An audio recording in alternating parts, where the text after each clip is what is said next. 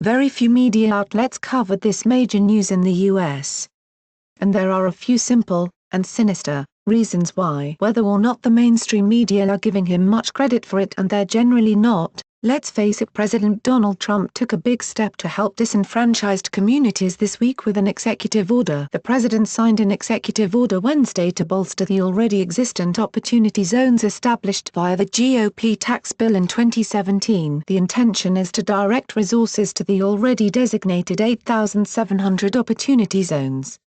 Businesses in these districts will be subject to less restrictive regulations. The mainstream media did not provide much coverage of the event that focused on Trump's work to help minority communities, although it should have done so. Unlike some of his executive orders, this one did not air on C-SPAN or any of the left-wing cable news outlets. While the mainstream left may have ignored Trump's actions, Laura Ingraham, host of Fox News' The Ingraham Angle, recognized the president's accomplishment on Thursday night on her show. This means more private sector money will flow into these high-risk areas and low-development areas, she said. What will that do? In turn, that will deliver jobs. Trump is delivering results for those Democrats who thought they had forever co-opted politically, she later added. It all smashes the press' relentless drumbeat about how the president just doesn't like black people. NBC News did have a piece on the development, and the network's concern was that President Trump's private organizations may benefit from a more business-friendly climate. However,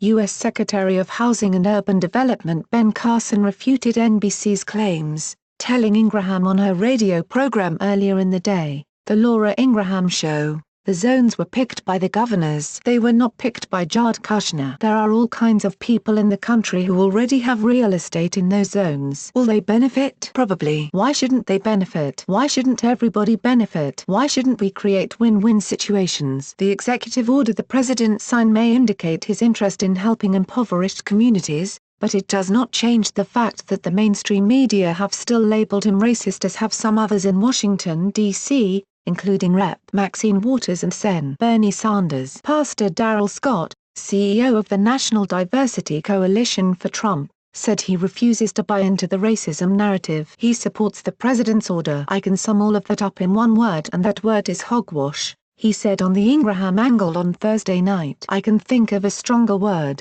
but I can't say it on television, he added. I've been involved with the president as far as this Opportunity Zone Act goes for over a year and a half. They've all been working very, very hard, and yesterday saw the fruition of a lot of planning and a lot of labor-intensive activity working toward this. And this is going to enhance this entire country. Niger Innis, the national spokesman for Congress of Racial Equality, also said he was unhappy with the way some on the left have embraced identity politics and attacked Trump. The reason the far left wing does that is because they have had control of inner-city America for 50 years or longer, he said. And they've done nothing for the black community, nothing for the Hispanic community, and nothing for the poor working-class white community for years. So what do?